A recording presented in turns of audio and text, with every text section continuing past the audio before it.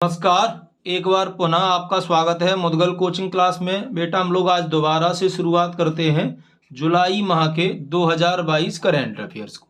जैसा कि इससे पहले हम लोग एक लेक्चर ले चुके हैं तो आप उसे देख लें, उसके बाद आप इसे देखना शुरू करें। तो चलिए हम लोग बात करते हैं आगे। यदि आप हमारे व्हाट्सअप नंबर से जुड़ना चाहते हैं तो हमारा व्हाट्सअप नंबर है बेटा 8878062724 यानी 8878062724। आप इससे जुड़ सकते हो। आप जिसकी भी तैयारी कर रहे हो उससे संबंधित नोट्स प्राप्त कर सकते हो, जिसमें अपना नाम और आप जिसकी तैयारी कर रहे हो उस वैकेंसी का नाम डालें। हम आपको पीडीएफ के रूप में अपने नोट्स प्रोवाइड करवाएंगे, जिसमें स्टैटिक जीके से लेकर ऑल सब्जेक्ट आपको करा दिए जाएंगे। तो चलिए हम लोग समय को नष्ट ना करते हुए अपनी श्रृंखला को बढ़ाते हैं आगे। तो जैसा कि बेटा इसमें पहला सवाल हम लोगों ने रखा है, यानी वैसे तो 9वां नंबर है, इससे पहले हम 8 सवाल डिस्कस कर चुके हैं, लेकिन चलिए सवाल हम लोग करते हैं शुरू। हाल ही में किस देश को यूनेस्को की अंतरिम सरकारी समिति के लिए चुना गया है? हाल ही में कौन सा देश ऐसा है जिसे यूनेस्को की अंतर सरकारी समिति के लिए चुना गया है? तो सबसे पहली बात तो ये है, ऐसा देश जो है उसका नाम क्या है? तो हम लोग कहेंगे भारत। अपने देश भारत को चुना गया है, इंडिया। चूंकि दुनिया का कोई भी देश आता था तो हम उसकी राजधानी वगैरह देखते, चूंकि हम लोग इंडिया के ही हैं, इन चीज़ों की शायद हमें आवश्यकता ना हो, फिर भी बता देता हूँ। भारत की राजधानी नई दिल्ली। वर्तमान में नई राष्ट्रपति द्रौपदी मुर्मू बन चुकी हैं, जो 15वें नंबर की हैं। और सब जानते हैं नरेंद्र मोदी जी हमारे देश के वर्तमान में कौन है? प्रधानमंत्री हैं। अब हम लोगों के दिमाग में दो बातें आती हैं, सर एक तो ये यूनेस्को क्या है, और दूसरा अंतर सरकारी समिति के लिए भारत चुना गया है, क्यों, क्या और कैसे हो सकता है? तो सबसे पहले बेटा हम लोग बात करते हैं किसकी? यूनेस्को की। किसकी बात करेंगे बेटा हम लोग? तो हम लोग बात करेंगे यूनेस्को की। ये यूनेस्को क्या है और इस यूनेस्को के बारे में हमें कौन कौन सी बातें समझनी चाहिए? तो पहली बात तो बेटा इस यूनेस्को की फुल फॉर्म याद रखना है, जिसे हम लोग बोलते हैं united nation education and scientific cultural organization, यानी united nation education scientific and cultural organization. ये संस्था वो संस्था है जो एजुकेशन, साइंस एंड कल्चर इन 3 विभागों में यानी 3 क्षेत्रों में कार्य करती है। इसकी बेटा स्थापना कब हुई थी? तो हम लोग याद रखेंगे इसकी स्थापना हुई 16 नवंबर 1945। कब हुई? 16 नवंबर 1945 को इसकी स्थापना हुई। हालांकि भारत इसका हिस्सा 4 नवंबर 1946 को बना, तो कई किताबें 1946 देंगी, 1946 भी देंगी। अच्छा, इसका मुख्यालय कहाँ पर है बेटा? इसका हेडक्वार्टर कहाँ पर है? तो हम लोग याद रखेंगे कि ये जो हमारा यूनेस्को है इसका मुख्यालय कहाँ है? तो इसका मुख्यालय बेटा पेरिस में है। और ये पेरिस कहाँ है? तो हम लोग पढ़ चुके हैं, ये फ्रांस में है, फ्रांस की राजधानी है पेरिस। और हम अच्छे से जानते हैं इसी पेरिस को सुरा एवं सुंदरियों का देश कहा जाता है। चलिए हम लोग आगे बात करते हैं वर्तमान में इसके अध्यक्ष कौन है। इसके अध्यक्ष तो हम लोग याद रखेंगे इसके वर्तमान में अध्यक्ष कौन है? तो हम कहेंगे आंद्रे अजोले। कौन है बेटा? तो हम लोग याद रखेंगे आंद्रे अजोले कौन है? तो इसके अध्यक्ष हैं।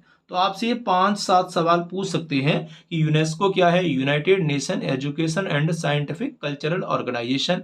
इसका मुख्यालय कहाँ पर हुआ? पेरिस में है। स्थापना कब हुई? 1945 में। अध्यक्ष कौन है? Andre Azoulay. और कितने सदस्य देश हैं? तो याद रखना वर्तमान में इसमें भी 193 सदस्य देश हैं। अब ये अंतर सरकारी के लिए क्यों चुना गया है? यानी यूनेस्को की विश्व विरासत में जो स्थल शामिल किए जाएंगे उसके लिए एक समिति होती है, अंतर सरकारी समिति, जिसमें 4 साल के लिए चुना जाता है। भारत को सबसे पहले 2006 से लेके 10 के लिए चुना गया था। उसके बाद बेटा 2014 से लेके 18 तक चुना गया। और वर्तमान में याद रखेंगे तीसरी बार हम 2022 से 26 के बीच तक इसमें क्या है? हिस्सा बनेंगे। तो सबसे पहले हम लोगों ने देखा यूनेस्को, यानी हमने आपसे पहले ही कहा है कि हम भले ही बात किसकी कर रहे हैं बेटा? करेंट अफेयर्स की। किसकी? करेंट अफेयर्स की। लेकिन हमें साथ में याद रखना है स्टैटिक जीके, और बिना स्टैटिक जीके के हम अब अच्छा स्कोर नहीं कर पाएंगे।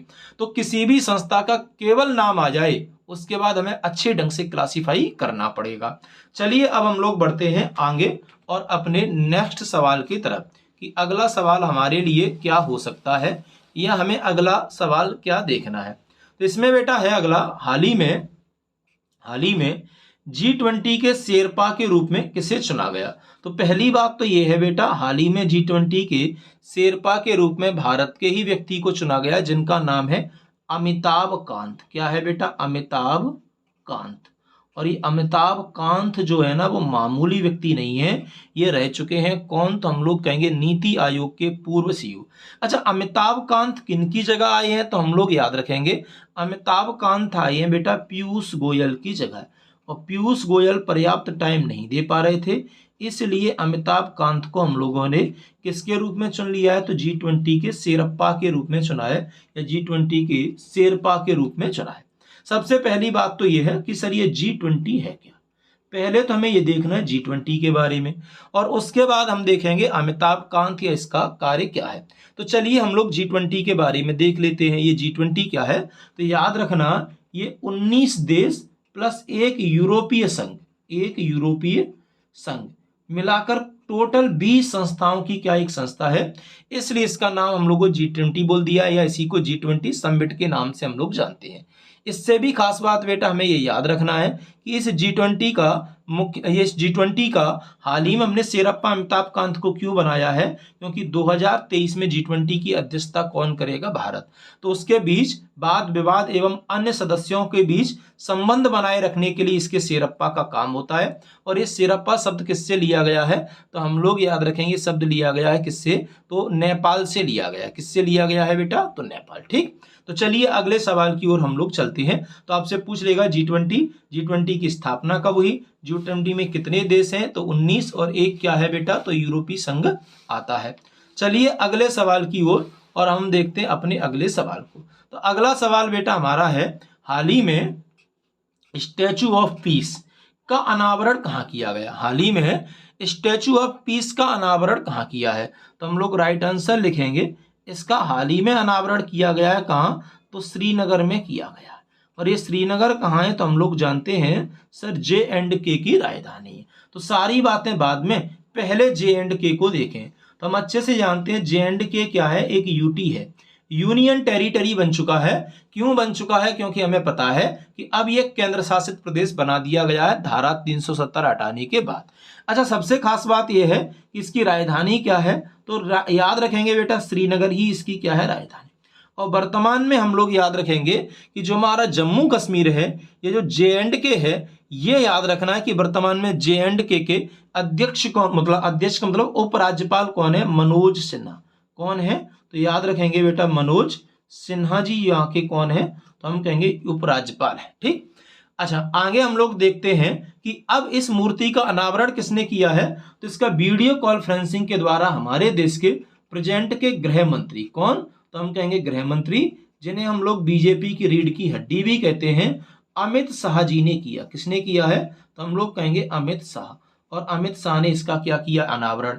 लेकिन याद रखना, इसी स्टैचू ऑफ पीस के नाम से 151 इंच की मूर्ति लगाई गई थी। कहां पर लगाई गई थी? तो हम लोग याद रखेंगे राजस्थान के पाली में। कहां पर लगाई गई थी? तो राजस्थान के पाली में लगाई गई थी। और किसकी लगाई गई थी? तो विजय वल्लभ सूरी जी महाराज की लगाई गई थी। तो याद रखेंगे राजस्थान के पाली में भी है, जो किसकी है? वल्लभ सूरीश्वर महाराज। और यहां किसकी लगाई गई है? कहां? श्रीनगर। तो हम लोग याद रखेंगे बेटा, यहां श्रीनगर में लगाई गई है किसकी? रामानुजाचार्य की लगाई गई है श्रीनगर में। और पाली में 51 इंच ऊंची लगाई गई है विजय वल्लभ सूरीश्वर महाराज की। चलिए हम लोग देखते हैं अगले सवाल को। और बेटा हमारा अगला सवाल है, भारतीय औद्योग परिसंघ के नए अध्यक्ष कौन बने?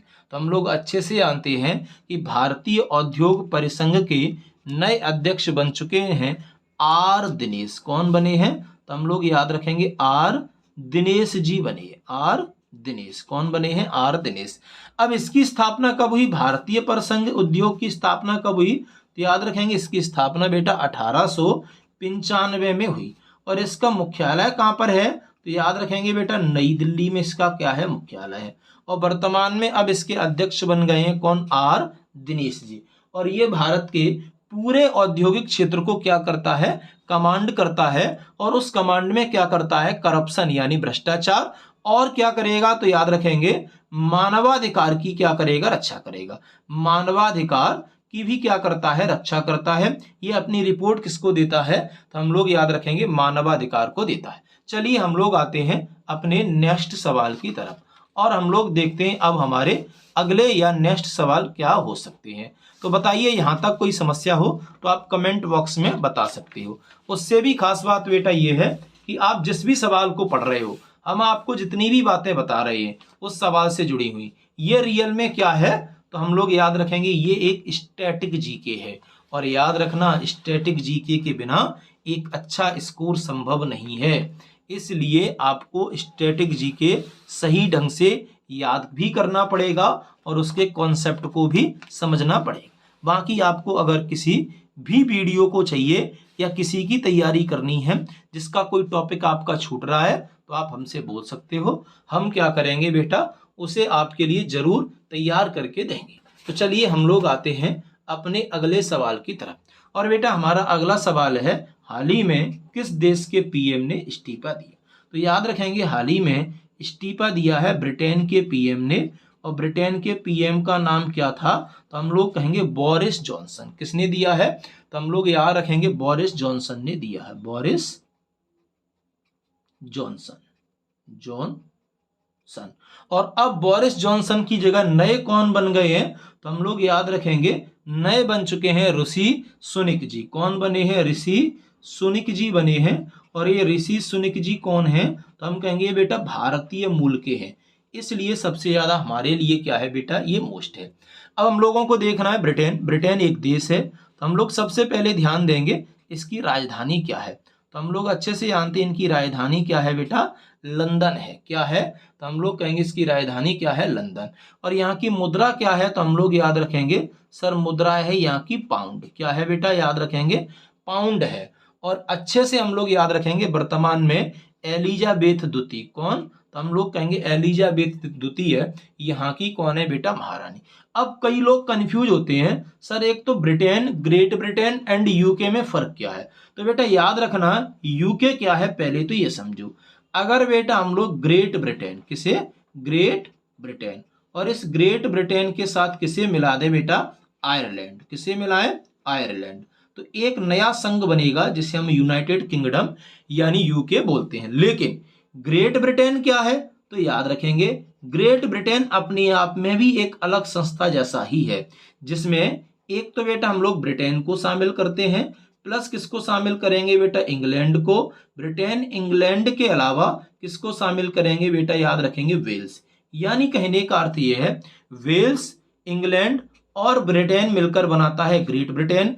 जैसे ही ग्रेट ब्रिटेन से आयरलैंड जुड़ता है उसे यूनाइटेड किंगडम कहा जाता है। तो याद रखेंगे ब्रिटेन के प्रधानमंत्री बोरिस जॉनसन ने इस्तीफा दिया, नए वहां के पीएम बनाए गए ऋषि सुनक जी, जो भारतीय मूल के पहले ऐसे व्यक्ति हैं जो ब्रिटेन के पीएम बनने वाले पद पर पहुंचे। चलिए हम लोग देखते हैं अपने अगले सवाल को, और हमारा बेटा अगला सवाल है आपकी स्क्रीन पर, और इस सवाल को हम लोग अच्छे से देखते हैं। तो अगला सवाल है, भारत के पहले पशु स्वास्थ्य शिखर सम्मेलन का उद्घाटन कहाँ हुआ। तो भारत के पहले पशु स्वास्थ्य शिखर सम्मेलन का उद्घाटन कहाँ हुआ है, तो याद रखेंगे नई दिल्ली में हुआ है। याद भी रखोगे केंद्र की एक योजना है, और जहां उद्घाटन कहाँ किया गया है बेटा, नई दिल्ली में। किसके द्वारा किया गया है, तो याद रखेंगे पुरुषोत्तम रूपाला के द्वारा उद्घाटन किया। किसके द्वारा किया है, तो हम लोग याद रखेंगे पुरुषोत्तम रूपाला। कौन, पुरुषोत्तम रूपाला जी के द्वारा किया गया है। ये कौन है, तो वर्तमान में यही हमारे हैं पशुपालन मंत्री, मत्स्य मंत्रालय इन्हीं के पास है। पशुपालन मत्स्य मंत्रालय के अलावा बेटा हम लोग कह सकते इन्हीं के पास डेयरी विभाग भी है। क्या है, डेयरी विभाग। और भारत का पहला पशु स्वास्थ्य शिखर सम्मेलन है जिसमें पशुओं की नस्ल के साथ साथ पशुओं के स्वास्थ्य पर भी ध्यान दिया जाएगा। चलिए हमारा अगला सवाल, और हम देखते हैं अपने अगले सवाल। तो बेटा अगला सवाल है, कौन सी सरकार ने विधानसभा में स्वास्थ्य का विधेयक पार करने की घोषणा की। तो ये काम किया बेटा किसने, तो याद रखेंगे, सॉरी ये काम किसने किया, याद रखेंगे बेटा राजस्थान ने किया। किसने किया है? तो राजस्थान। चूंकि राजस्थान ने किया है तो पहले तो वही 3 बातें। राजस्थान की राजधानी क्या है? हम अच्छे से जानते हैं सर, राजस्थान की राजधानी है जयपुर। राजस्थान के सीएम कौन है? तो हम लोग जानते हैं सर, यहाँ के सीएम है अशोक गहलोत। कौन है? गहलोत जी।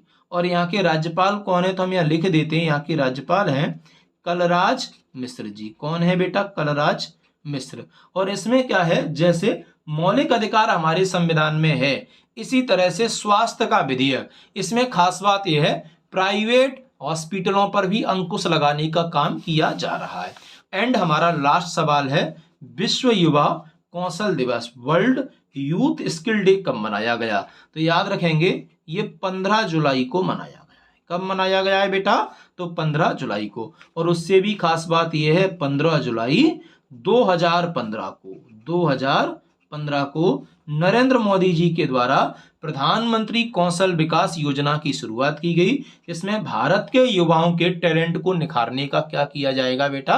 तो काम किया जाएगा। तो ये बेटा हम लोगों ने अपने सवाल डिस्कस किए। इसमें हम लोगों ने आपको स्टैटिक जीके की देने की कोशिश की है। आप कोशिश करो कि इन सारे सवालों को पेन और कॉपी के माध्यम से लिखा जाए। तो चलिए हम लोग मिलते हैं अगले lecture. Subscribe now and press the bell icon. Never miss an update.